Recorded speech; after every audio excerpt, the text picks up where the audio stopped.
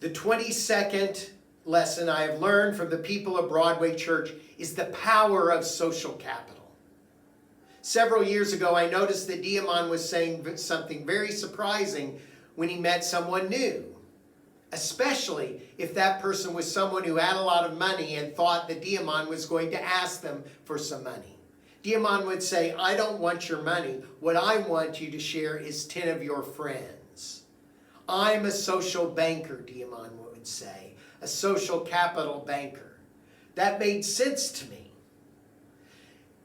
Over 10 years ago, in doing a funeral here at Broadway and talking with the family, they talked about their father's 40-year career, and they mentioned that early in his young life, he had lost his job, and he came to church one Sunday morning, went to his Sunday school class. One of the people he knew in the Sunday school class heard him talking about losing his job and offered him a job that became his career. That is the power of social capital. In low-income communities, the issue is not that people aren't smart and creative and talented and entrepreneurial.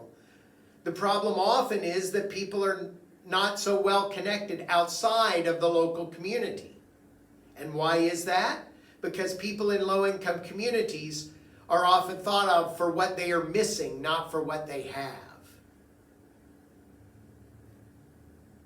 And so when people relate to them, that's what happens. But this is the power of a congregation, to bring together people across social boundaries to become friends, and so that people notice that people are smart and creative and talented.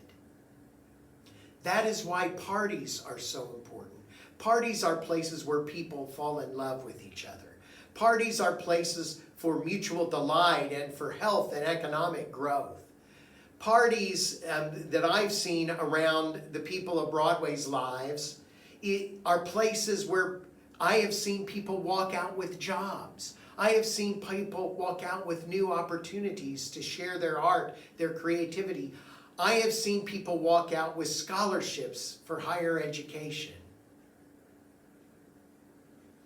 God is at work in our relationships, and the people of Broadway know the power of social capital.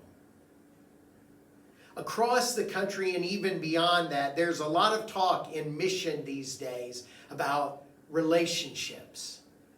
But it is only at Broadway that I have seen people cultivate structures and practices in the life of a congregation that believes in the power of social capital.